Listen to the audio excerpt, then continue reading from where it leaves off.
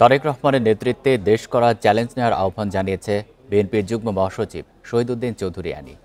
দুপুরে লক্ষ্মীপুরে রামগতিতে উপজেলা ও পৌর বিএনপির দ্বিবার্ষিক সম্মেলনে তিনি এসব কথা বলেন। তিনি বলেন, ১৭ বছর ধরে চলা সেই রাজনীতি এদেশে আর চলবে না। নতুনভাবে মানুষকে আশ্বস্ত করতে হবে। তারেক রহমানের নেতৃত্বে নতুন রাজনীতি ও সমাজ ব্যবস্থা উপহার দেওয়া হবে। বান্ডেল থাকলে প্রতি সেনমানিতে টাকা বাঁচবে। বিকাশ সেনমানি বান্ডেল কিনে জিতুন প্রতি লেনদেনে। বৃহত্তর স্বার্থের কথা চিন্তা করে হলে মতপার্থক্য দূর করার আহ্বান জানিয়ে তিনি আরও বলেন, দেশ ও জাতির প্রশ্নে সবাইকে ঐক্যবদ্ধ থাকতে হবে।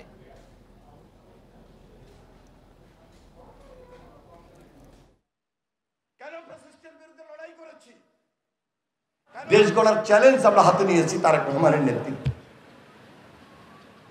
এই জন্য ৫ তারিখের পর তারেক রহমানের বক্তব্য, বিবৃতি, কথাবার্তা সবকিছু মিলে এই যে নেতৃত্বের একটা যে গুণগত পরিবর্তন, রাজনৈতিক দলের মধ্যে যে একটা গুণগত পরিবর্তন, সেটা আগে আমাদেরকে নিয়ে আসতে হবে।